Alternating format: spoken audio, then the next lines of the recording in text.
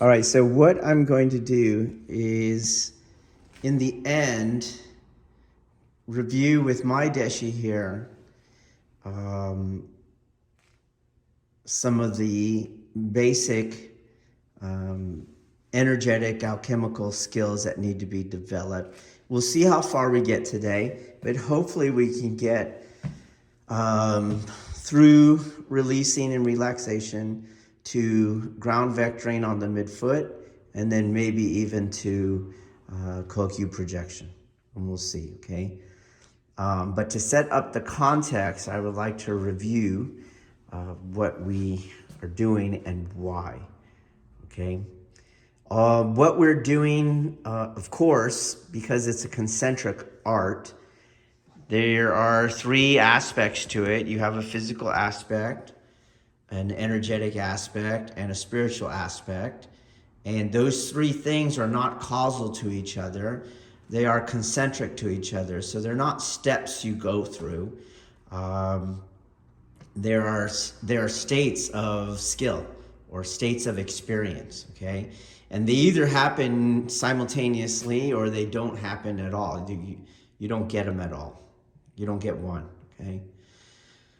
But the end goal is not the physical, not the martial, nor is the end goal the energetic aspects, to do Kokyu or Aiki or Fajin or adhesion. No, the end goal is divine communion. What the martial and the energetic components do is, due to a concentric understanding of the cosmos, it is posited that, for example, divine communion has an energetic value. Let's say it's a value of X, okay?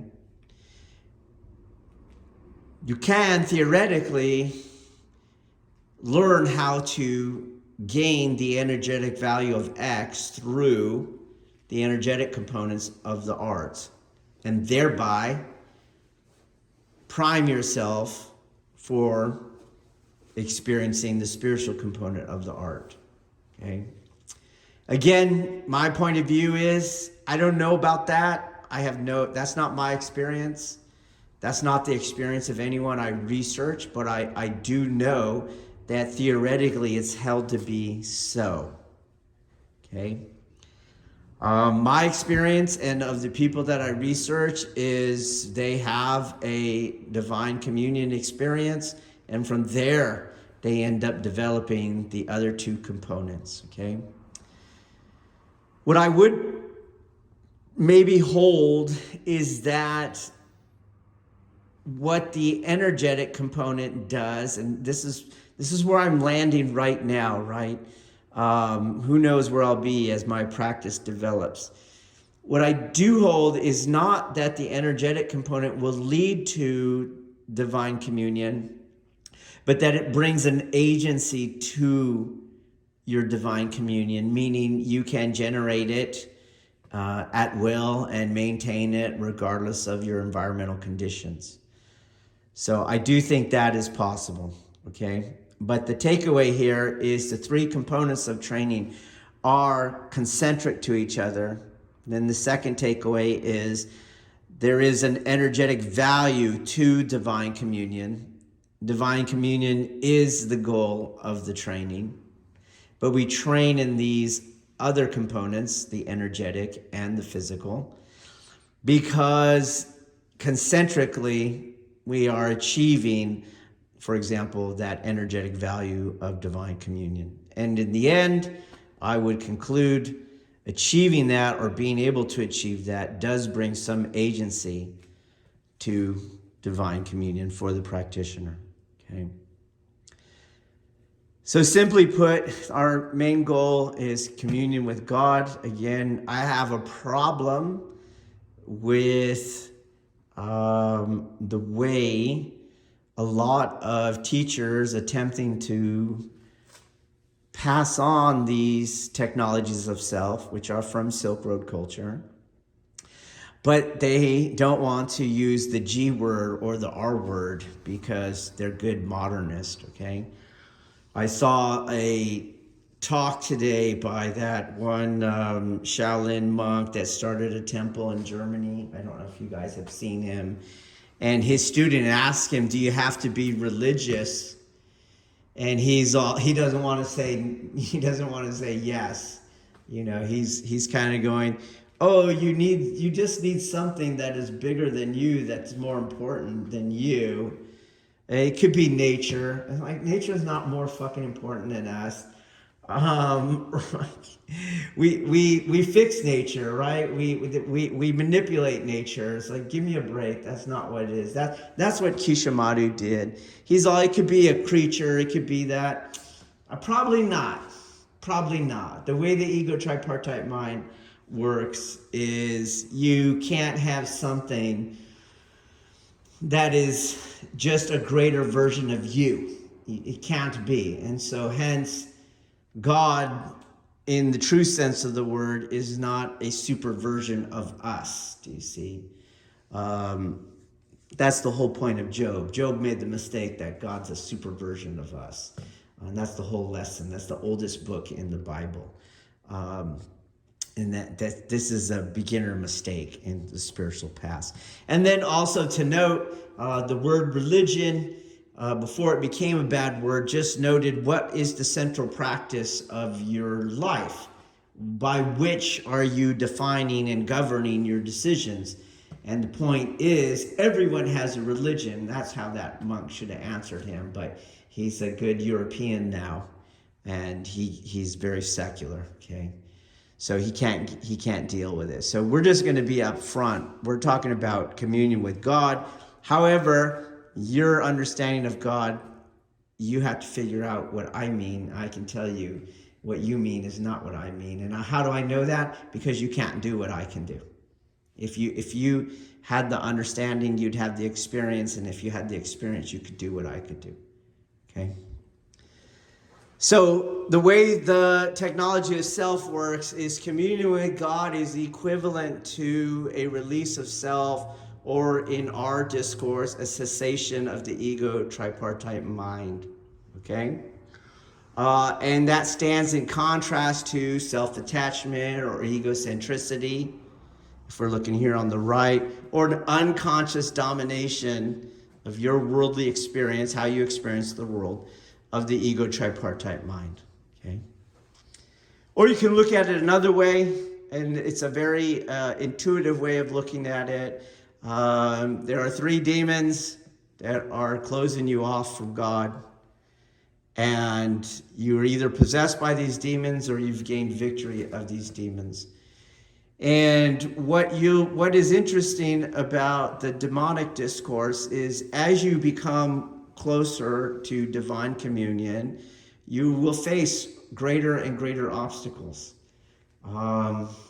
And this is why a lot of the mystics talk in this kind of demonic discourse. So even the Buddha, as he was about to have his awakening experience, was contacted by the king of demons, okay?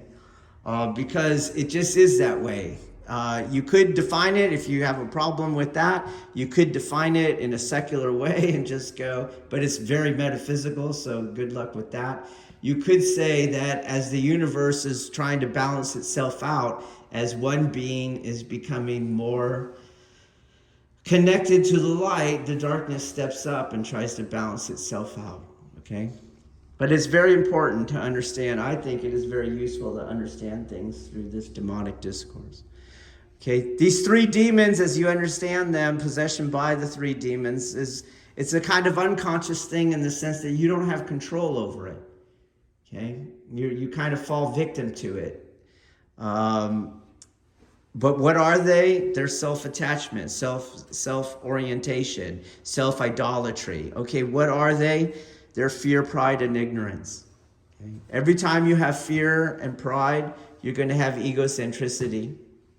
And ignorance here is, well, I misspelled that, didn't I? Ignorance here is going to be unawareness and disbelief in what I just described to you. Okay? And that's like the king demon.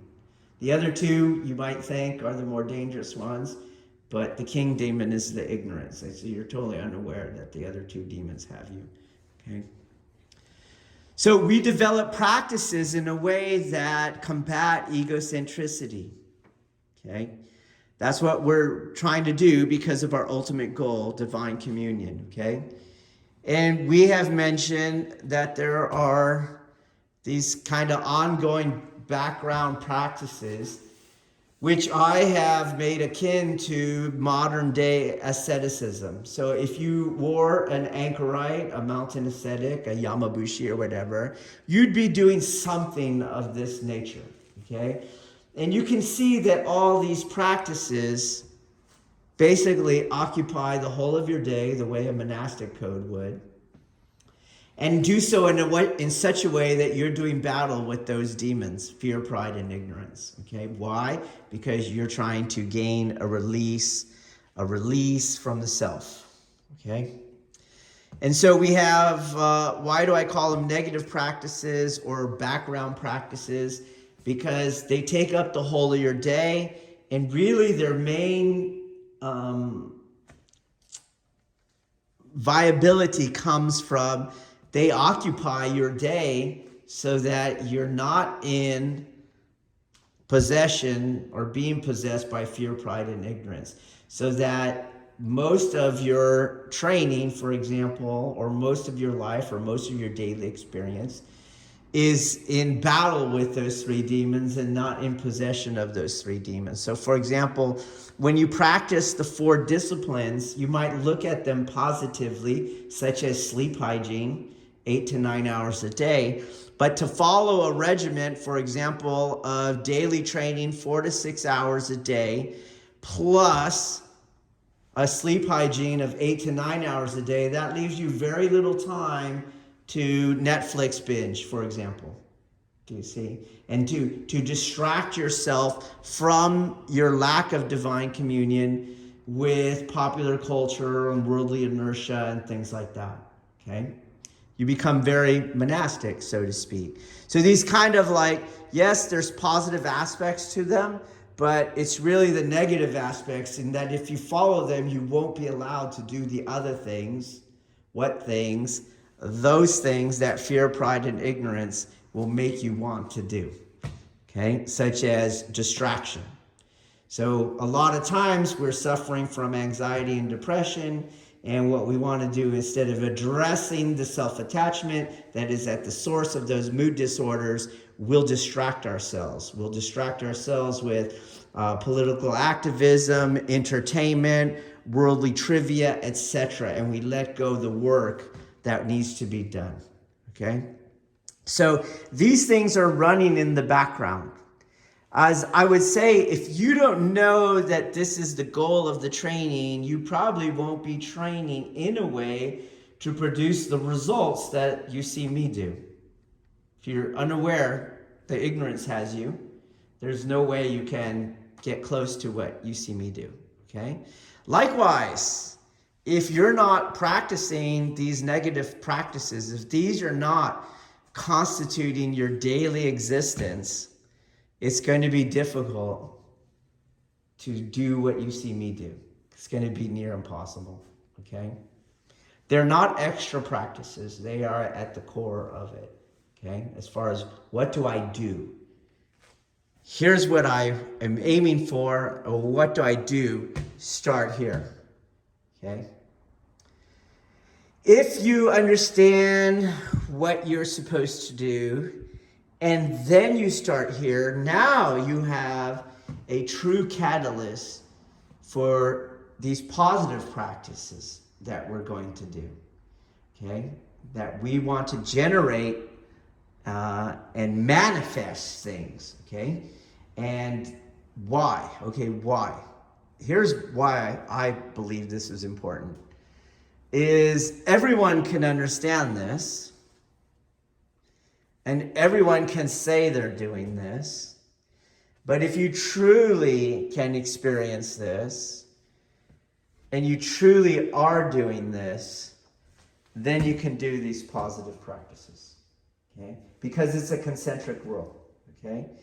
And so just like today, everyone can shout their loyalty and devotion to Jesus, but we will know by who gets on the cross when it's time to get on the cross. And that is all that we would say has devotion to Christ.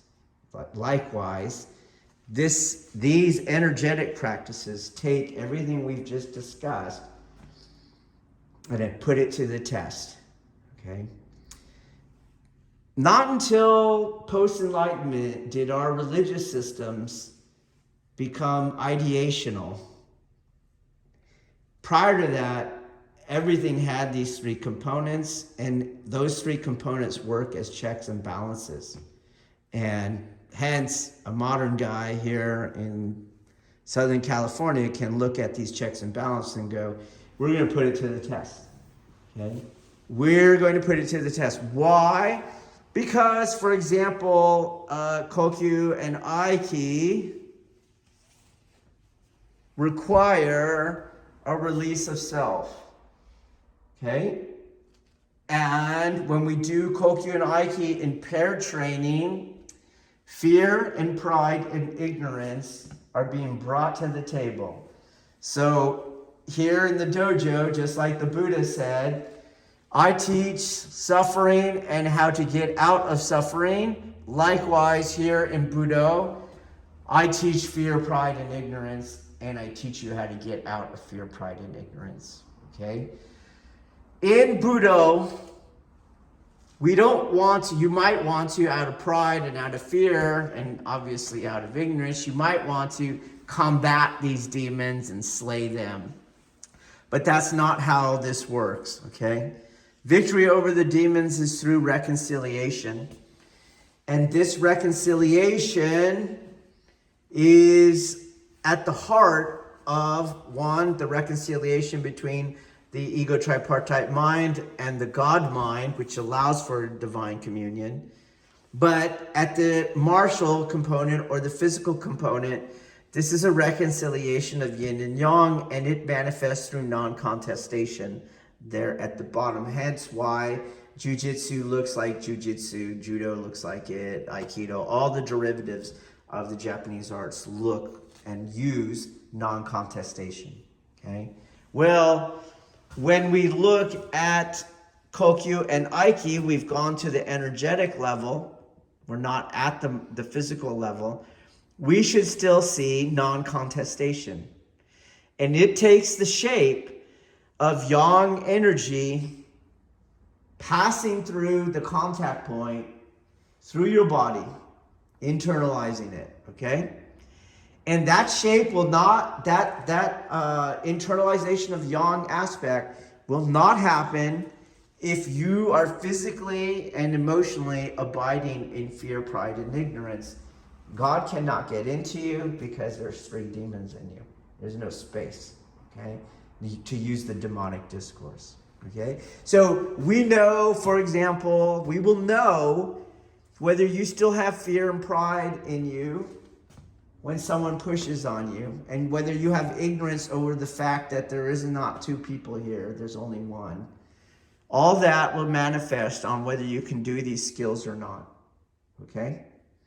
So we have to, in developing these skills, we have to aim towards that. We're going to internalize this. So internalized yang aspect is the ultimate non-contestation. That non-contestation is concentric with God entering you. Got that? Okay, yang qi is heaven qi. Heaven qi in Chinese religious discourse, before it was heaven, heaven was God. And in older manuscripts, it still is God, okay? It's not a place, in other words. So yang aspect is concentric with God coming into you. And that is concentric with those demons going out of you. And this is the ultimate form of communion because it is the ultimate form of non-contestation. Okay? In other words, an external yin yield is not non-contestation. It's not. There's still contestation in there. There's still dichotomy in there. There's still the ego tripartite mind that's at work. Okay? So we're going to do some exercises that first help you relax and ultimately release, okay? Relax, we're just going to keep it mundane. It's muscle tension. That's what we're going to deal with. Again, there's no way you can have communion with God with muscle tension.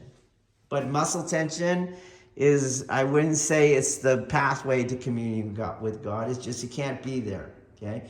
Likewise, there can't be release with muscle tension. There can't be the spiritual skill of releasing. What is releasing? Detaching from self, okay? There cannot be the spiritual skill of releasing with muscle tension. So hence we start with muscle relaxing drills, okay? And that's where we're going to go now. Okay, so my first drill, I'll teach it to him, okay?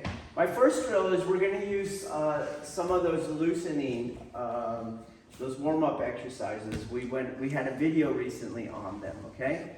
So he's going to come out here, and first I want to fix his body to prime it for releasing, for relaxing, okay? And this is a poetic, so be careful that your ego tripartite mind is going to want to understand this secularly or physically.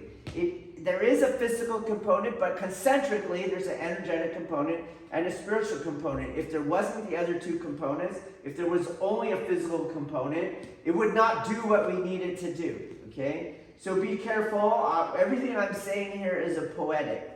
Meaning it's upaya, meaning I'm saying something to get him to experience something, to feel something, okay? But he has no context for that feeling, and hence I have to continually adapt what I'm saying to get the feeling in his person, okay?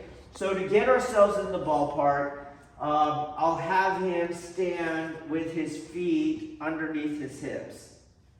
Okay, and I'll give him a physical reference. I want his feet straight, so I want his middle toe to be straight. Okay?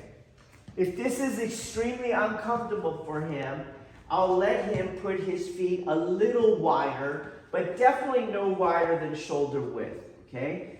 The physical parameters are, if he goes really wide, I don't want the structure of his weight concaving his arch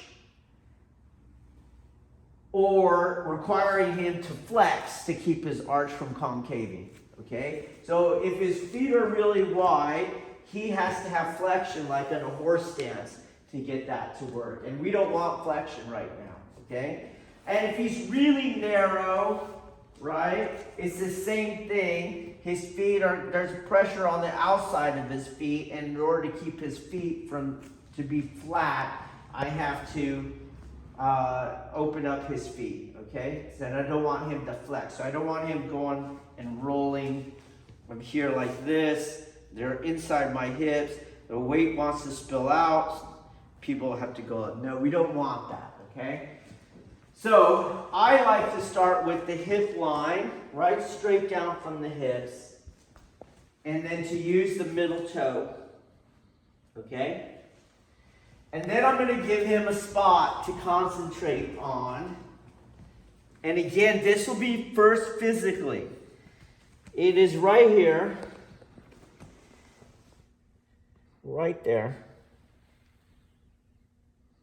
right there. On the bottom of his foot. So hold my head and give me your leg. Okay.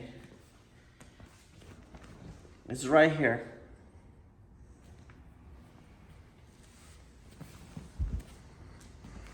That is where I want him to right now, because he's just we'll pretend he's brand new. A brand new person has to do this consciously. Okay. I want you to consciously let your body weight fall, being pulled by gravity onto that spot on your foot. Got it? I want your middle toe straight. And I'm not asking you to take your heel off the ground. A lot of beginners will do that. If I'm honest about that spot, your heel will stay on the ground. Most people that take their heel off the ground, you're forward of that spot. Got it? Okay. And now what I want you to do, I'll give several imageries. One is either a hook through the crown of his head. Okay? And when we say the crown of the head, we don't mean the top of his head here. We mean the chakra in the back here. Okay? A hook through this top chakra, pulling your spine up. Or you can do a hook here at the medulla oblongata, but you can't let this go, okay? This part stays still. And from that hook, it's got energy going up your spine, up. Let that hook hold you, and everything drops, gravity pulls. And you just balance on that spot, letting everything drop. Release, relax.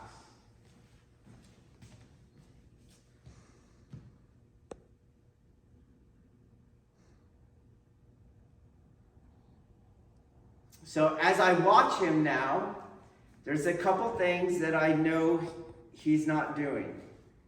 His torso is too straight. Pay attention. Can you see how straight it is? Okay? I want you to release and relax your lower legs and let yourself fall when you eventually fall. Don't flex them. Just fall. Let your weight take you. Don't flex your feet. You just break. Do you see how you came back forward? Okay? So he can't do it. I don't know, camera, could you see that come back forward? I know Chris saw it come back forward. Why did he come back forward? Because he's falling backwards. Okay? So, and the reason he's falling backwards is because this is not where this needs to be. So this hook imagery is not working for him. Okay? Another place you can put the hook is right here. Okay? This is pulling. Okay? But I'm going to do the following. I'm going to just tell him to cant this a little forward without dropping your head. And I'm going to have you push this chin back. Right where I have it. So let's go back what I'm doing. I'm not having him drop his chin. I'm having him move his head back. Do you see that? Okay? And there'll be a slight tuck to the chin. And then I want you to bring this slightly torso forward.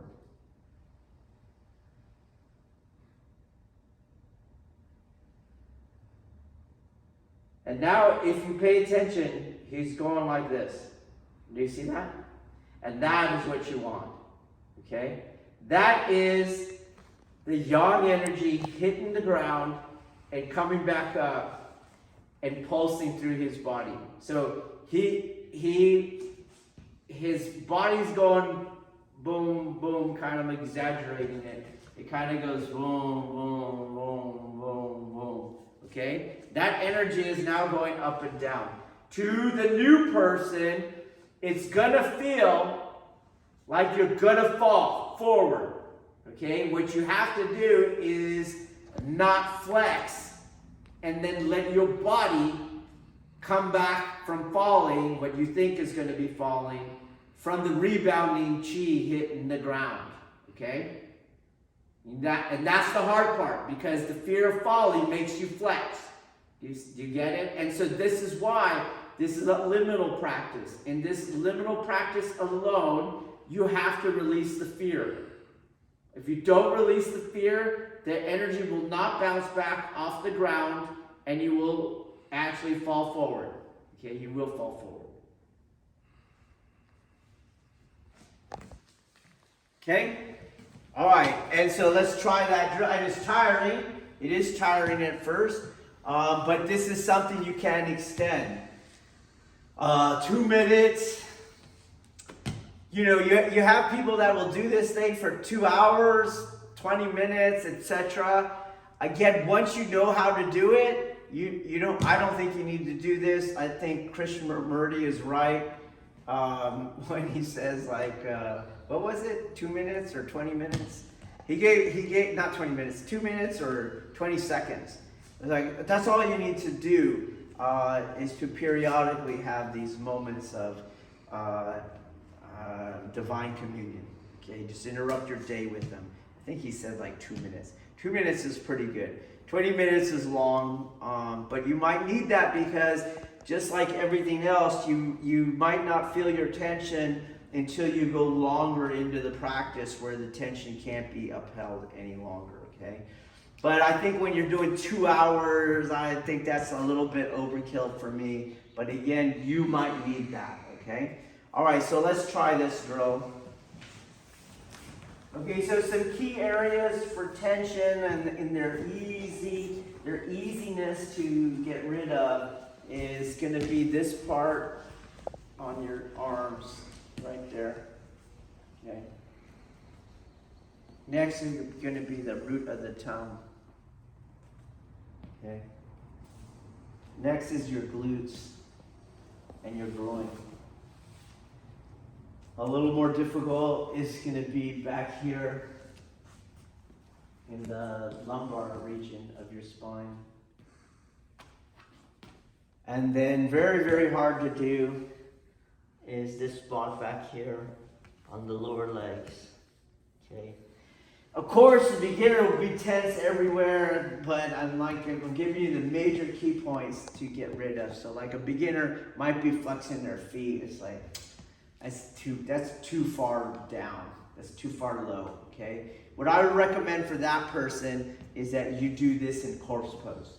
You learn how to release muscle tension in corpse pose with no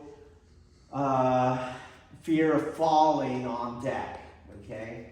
And a beginner might have to do that. Releasing in corpse pose, I'm not knocking it. I actually take advantage of that every day. I do those releasing from there. But every time you add or you work with one of the demons, your cultivation is better, okay?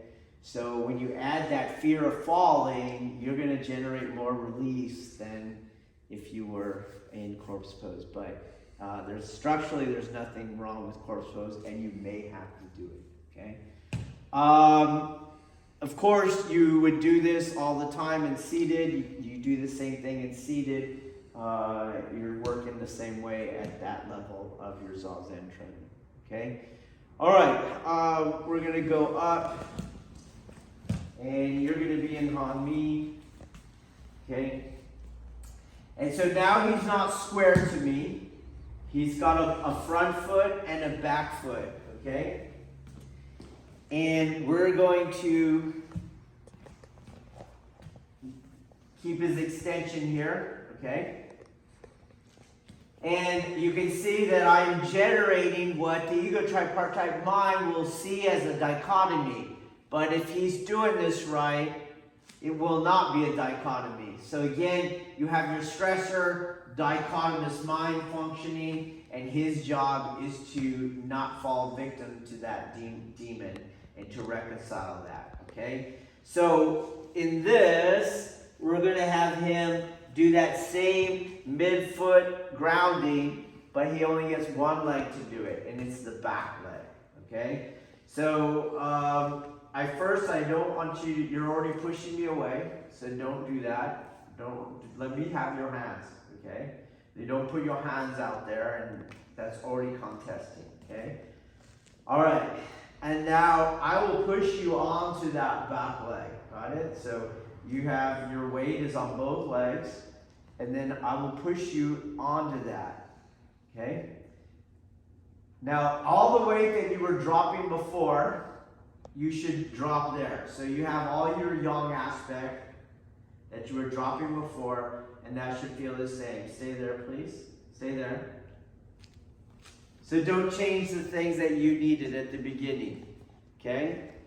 Boom, and there was a forward tilt to the torso.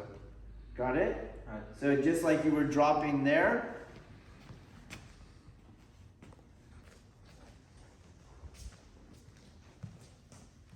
Let all that drop till you feel the pulse on the pulsating of the yang qi on the back foot. Okay? And now my yang will join that yang as long as you keep your mind there and not contest me. Okay? You're going to have to reach out some. It's going over the top. Let it drop onto that foot. This pressure is pushing your foot down. Look your eyes straight at my chest. Reach out more. Turn these up a little. Good, stay there. Just dropping on that midfoot, dropping on the midfoot.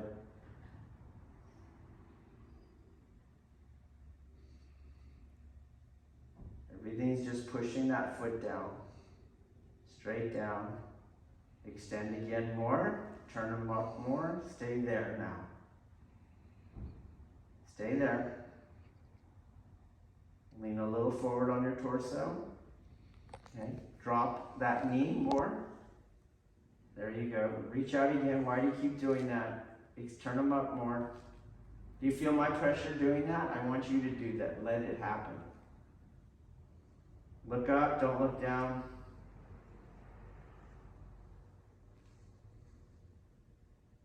Lock your torso forward.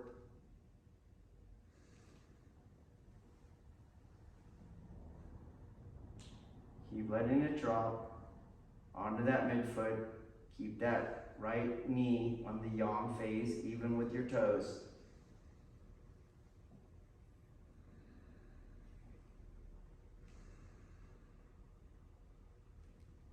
And out. Okay? So he's on me. Whatever he wants to do with my arms doesn't matter. And I'm going to be on that one foot. Okay? He's pushing, and I'm on that foot. So it's not my base that's important. That's what I'm trying to demonstrate there. It's that midfoot there.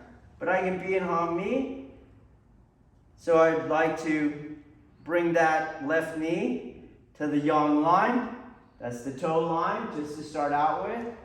And I organize everything up top so that all my weight is dropping onto that midfoot as if I'm doing a solo drill. Such that if he lets go really fast, I wouldn't go flying forward. Okay? Weight is just going down.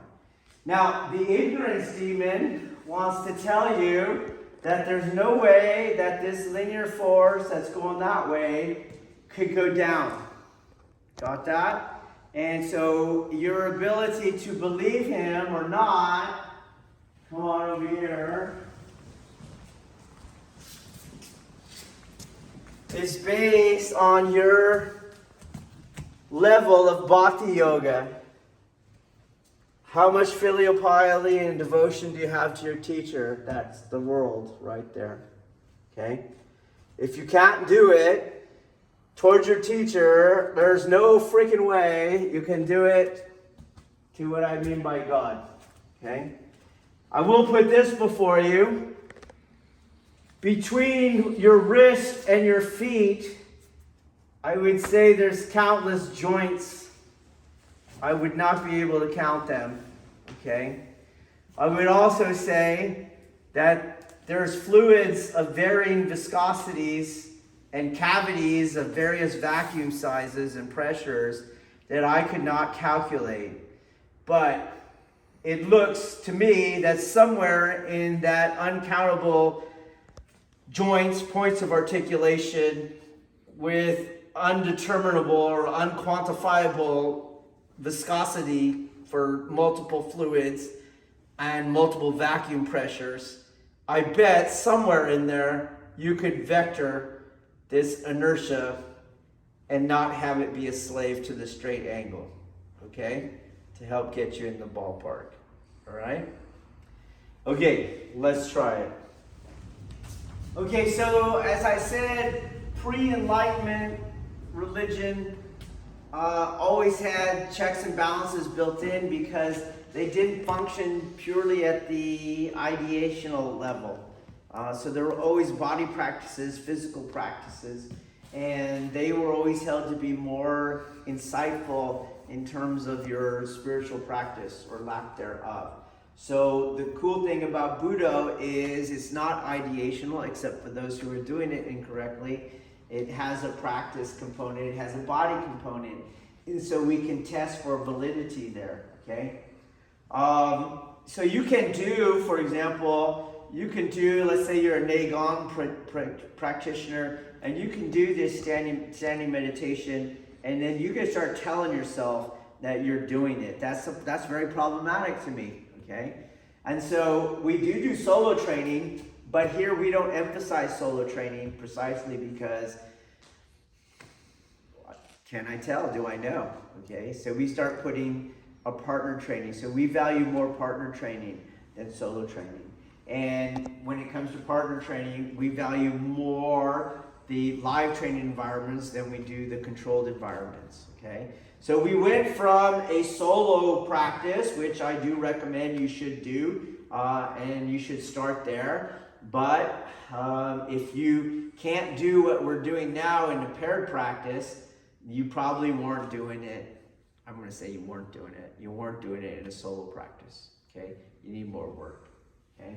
So when he's here and he's driving me, and the same way that I'm relaxed, everything is relaxed, you might see at this level, as you saw his arms kept going in and I had to keep telling him to go out, you might see that he's still materially understanding releasing. So when he tried to relax, his arms come in, okay? But that's not releasing. That's still a material understanding of releasing. Releasing, again, is a spiritual thing. It's a cessation of the ego tripartite mind. Okay, so what I would ask you to do is now task yourself with, I'm going to keep my shape, but I'm going to release muscle tension. Again, give yourself something mundane to work on. I keep releasing muscle tension, but I cannot lose my shape. Okay, so for example, in the solo drill, I want you to keep releasing muscle tension without coming off the hook. Okay? So likewise here, my hands are here in the katate arm extension, which if you don't know where it is, release, bend over, release, and you're going to see a natural bend in your elbow. And that's where you have that bend there. So I have to keep that bend there. He's driving. I can't move in space, obviously, sagittally across the mat, but I won't let him move my arms either, okay? And as I keep this shape, again, it's not a two-footed stance, so there's no bracing angle to it. I start releasing or relaxing all muscle tension that I can, without giving up the shape. So everything is, if you go ahead and you could get your big base if you want, okay? You can squeeze my arms there, squeeze my mushy arms. Do you feel how they're mushy? Okay. I have my fingers in this shape, but I'm not tense in the palms. The palms are very relaxed, and I'm just keeping that shape.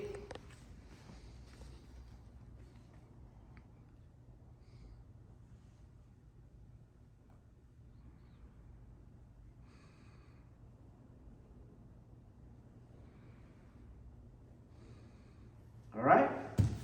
So let's add that to the drill. Go. Okay, so what if you remember, when you're doing this, eventually you'll feel like fear that you're going to fall. Just keep releasing, and you'll feel the yang qi, which now converts to yin qi. As it hits the earth, it comes back up. Okay? Now that's yin qi. Your tanden is actually formed, but you're not aware of it. And so we're not asking you to be aware of it at this point, okay? But when I go here, as he's pushing, what's actually pushing back on him is that same yang qi coming off the floor. That's why It's more that it's coming out of me. Do you see? Not him coming into me, okay? And the more relaxed I am, the more he comes in and the more that comes out, okay? So what I want to do now is my weight's on the back foot. What I want to do now is merge with that coming out, shift my weight. So I'll let it load, boom, and then shift my weight, boom. And on this drill, it's probably going to go somewhere around the shoulders or chest. I don't give a shit where. Later in Kihon Mazo, where do we aim it? Yeah, always through their tanden field, okay? So this one, I don't care where it is. Same thing, he's driving there, and you're going to eventually shift and moving forward. Again, you don't see me falling. I just come on to the other foot, and you're in basically your idimi stance, okay?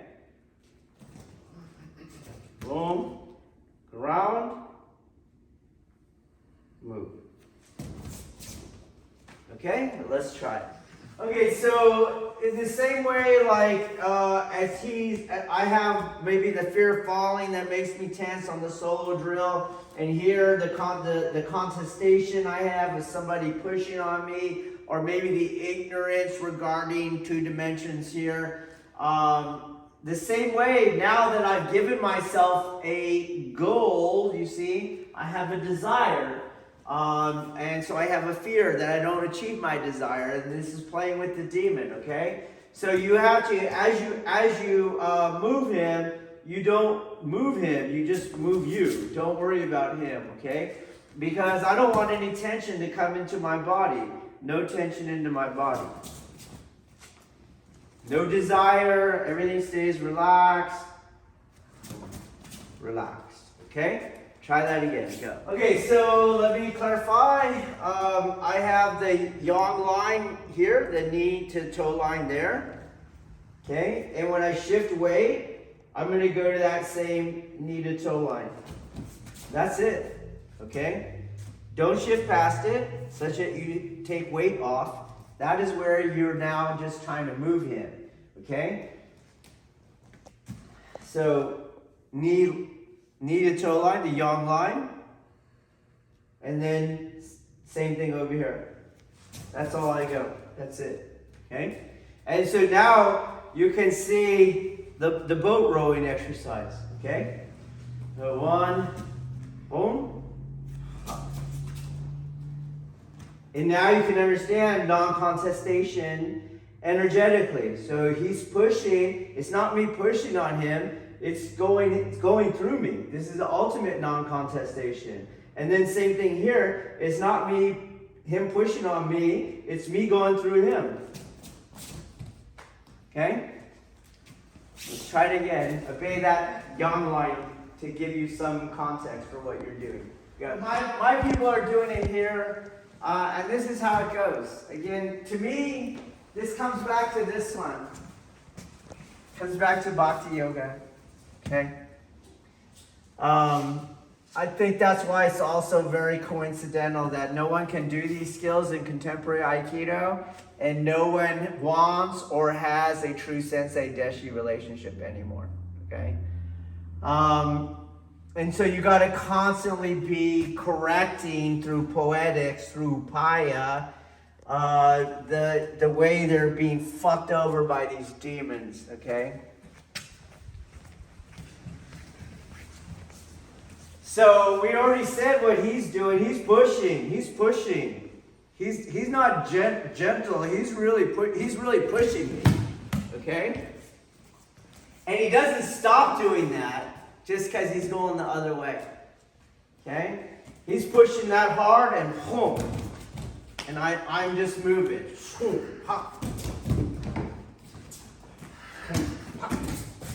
Okay? It's not that he's here and now he gets ready to go backwards. Got it? Or he gently pushes and then I gently push him backwards. He's driving the F breath out of me, okay? But I'm just going through it, okay? And once you can do that, you don't even have to do the absorption part. Got it? Because we're not contesting. He's coming in and I can go in. Boom. Coming in. Boom. Okay? And I don't have to do the yin-yang. That's just a beginner drill. Okay? But we're never going to get there if my catalyst isn't doing their job. Okay? Let's try it again.